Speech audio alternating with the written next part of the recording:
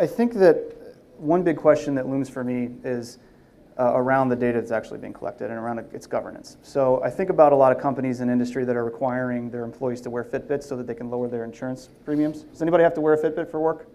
Nobody here? Okay. So in that example, who owns the data? Who owns the security of the data? Is it on the company who's requiring their employees to wear the Fitbit? Is it on Fitbit? Is it on the insurance companies? Is it on government agencies? And if none of the above, then who? So I'm really looking at this from an oversight standpoint. What are we doing to make sure that citizens' personal health data is not being misused? And I'll start with Landon and work our way down. I think we have a law. Well, so I'll actually jump in on this. Okay. I think I'm the policy person on this. Sure. On this. So we actually don't. We do and we don't, right? Because we do have HIPAA.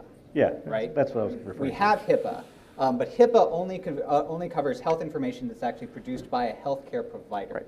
Right. So Fitbit actually falls into both of those categories, right? So Fitbit, if it is being provided by your insurance company, the insurance company is collecting the data, or your pharmacist or your doctor, that is covered by HIPAA. And Fitbit has actually created separate servers, separate protocols for the data that is collected through that process. Health data that is not produced by a healthcare provider is not covered under HIPAA. And this is something that HHS has been looking at for a long time, that Congress has held multiple hearings over. What it is regulated under is the FTC Section 5 authority against unfair or deceptive practices. So that basically means that whatever Fitbit puts in its privacy policy, the thing that I'm sure every single one of you who has a Fitbit has read thoroughly and ensured that you have consented to, whether or not they are actually doing what they say.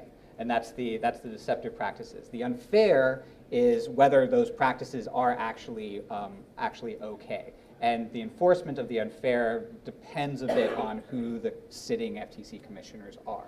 So, in terms of oversight, we have a bit of a fractured system. It is in direct contrast to what's happening in Europe right now with the General Data Protection Regulation.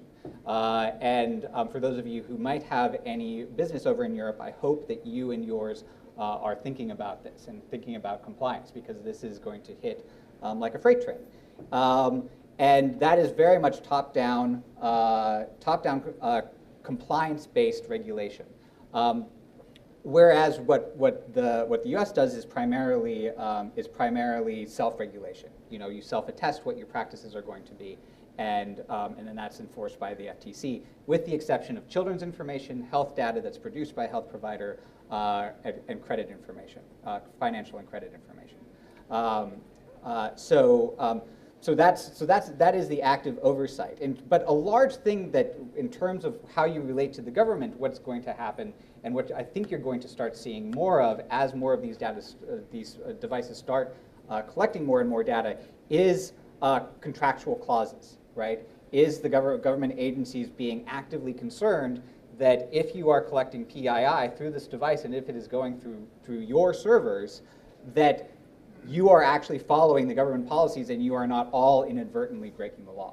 So that is something that is going to be coming down, because the Privacy Act does cover government and how it handles PII. It doesn't handle the private sector.